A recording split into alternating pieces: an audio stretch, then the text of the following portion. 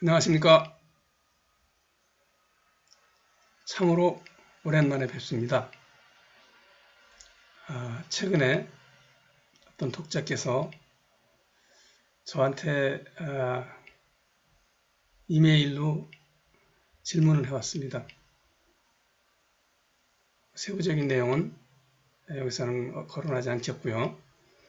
그분이 제 유튜브 방송을 보고서 제 연락처를 찾기 위해서 그렇게 노력을 했다는데 어렵게 제 이메일 주소를 알아서 질문을 해왔습니다.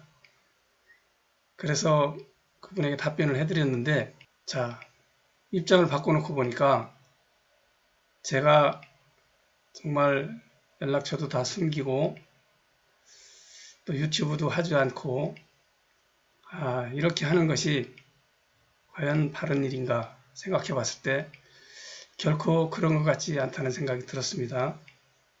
그래서 그런 분들을 위해서라도 제가 유튜브 방송을 다시 해야 되겠다라는 마음을 먹었습니다. 그동안 상당 기간 동안 유튜브 방송을 안 했는데도 많은 분들이 시청해 주시고 계시고 또 질문도 달아주시고 계신데 앞으로는 질문에 적극 답변을 하도록 하겠습니다.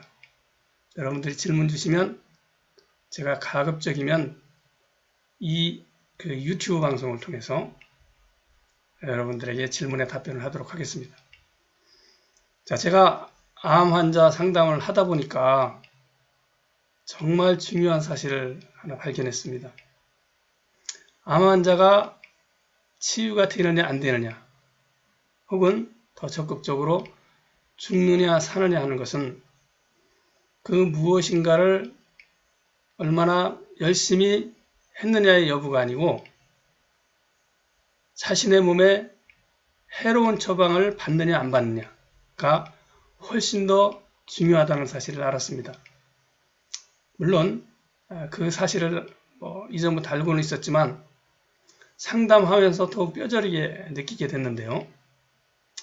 그래서 오늘은 암 환자가 자신이 받고 있는 처방이 과연 올바른 처방인가 여부를 판단하는 방법을 알려드릴까 하는데요. 그 첫 번째, 여러 가지 요소가 있는데 첫 번째로 통증입니다.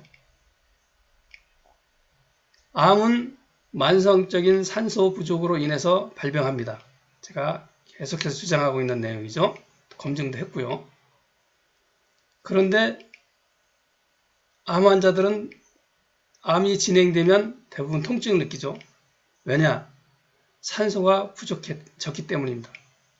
해당 부위에 산소가 부족해졌기 때문에 세포들이 너무 고통스러워서 혹은 위험하니까 신호를 보내는 것입니다. 그게 통증인데요. 자, 암 환자들이 자신이 어떤 처방을 받았는데 이 처방이 과연 올바른 처방인가 여부를 잘 판단하지 못하는 경우가 많습니다. 저한테 상담해 오는 분들도 대부분 자신이 어디에서 이러이러한 처방을 받았는데 이거 괜찮은 것일까요? 라고 질문해 오는 경우가 대부분입니다. 자, 그런데 제가 생각해 봐도 암 환자 본인들이 자신이 받는 처방이 과연 올바른 처방인가 여부를 판단하기는 그리 쉬울 것 같지 않아요. 왜냐하면 그 처방받는 약이나 약제의 성분을 알아야 되고 그 성분이 인체에서 어떻게 영향을 미치는가, 어떤 메커니즘으로 작용해서 암을 치료하는가 아니면 암을 악화하는가 판단해야 되는데 그거 판단하기 쉽지 않은 것 같습니다. 그래서 저는 1차적으로 잘못된 처방을 받고 있는가 여부를 진단을 해드리는데요. 자, 그 올바른 처방 여부를 판단하는 방법이 여러 가지가 있는데 대표적인 게 통증입니다. 어떠한 처방을 받았는데 통증이 심해졌거나 아니면 전에는 통증이 없었는데 새로운 부위에 통증이 나타나거나 그러면 그 처방은 잘못된 처방입니다. 암이 더 확산하는 처방이에요. 왜냐하면 더 산소 부족이 가중되기 때문이죠. 그래서 여러분들이 어떠한 처방을 받았을 때 통증의 변화를 보고 아, 이 처방이 바른 처방이다. 아니면 잘못된 처방이다를 판단할 수 있다는 것입니다. 그 약 성분을 몰라도 돼요. 알면 좋겠지만 쉽지 않지 않습니까? 성분을 알아도 그것이 어떠한 기전을 통해서 암을 치료하는지 아니면 암을 악화하게 만드는지 판단하는 게 쉽지 않다는 얘기죠. 그래서 자신의 몸의 변화를 보고 판단하면 된다. 그런 얘기입니다. 몇 년 전인데요. 대구에서 한 암 환자가 저를 찾아왔습니다. 아드님이 모시고 왔는데요. 폐암 1기였어요.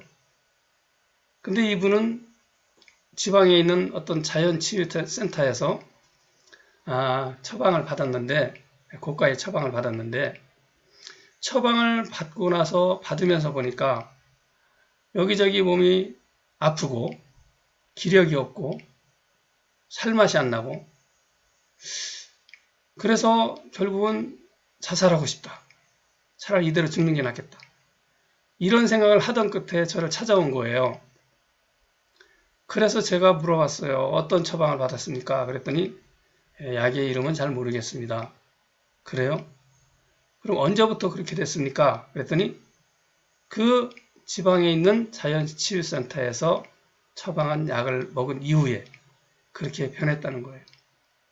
저도 어차피 그분이 저한테 그 약의 이름을 말씀을 안 해주셨기 때문에 그 약이 어떤 기전을 통해서 이렇게 몸이 나빠졌는지 판단할 수는 없습니다.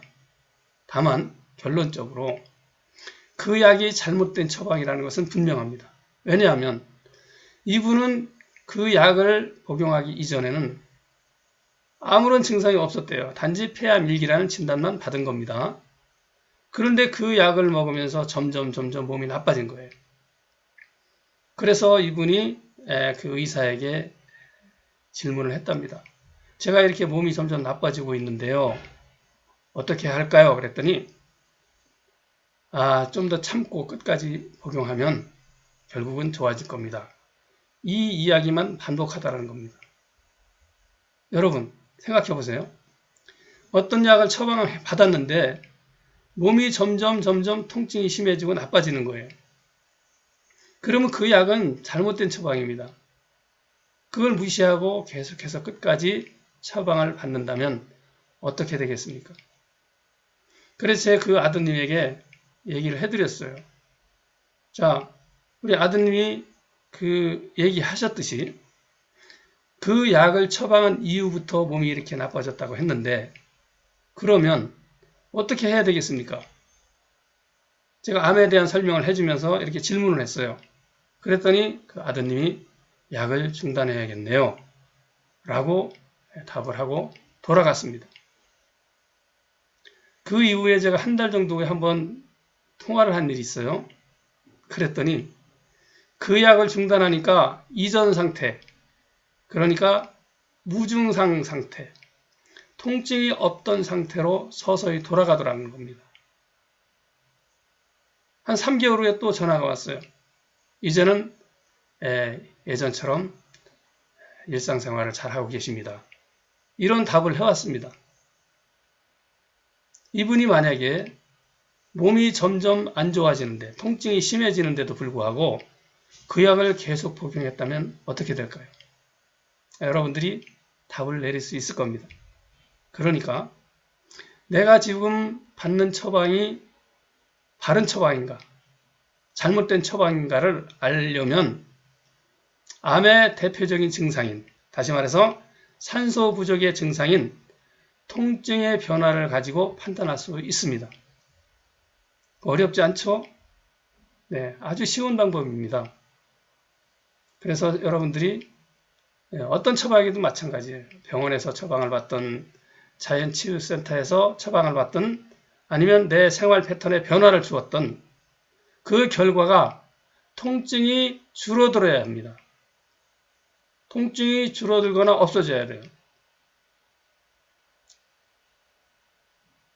혹시라도 이 통증만 잘 극복하면, 감내하면 좋은 결과가 있을 것이다 라는 기대는 하지 않는 것이 좋습니다. 우리 몸에는 산소가 잘 공급돼야 되는데 산소 공급을 점점 안 되게 하는 처방을 받고서 어떻게 좋은 결과를 기대할 수 있겠습니까? 아주 간단한 사실 하나 여러분들에게 말씀드렸습니다. 꼭 기억해 두시길 바랍니다. 감사합니다.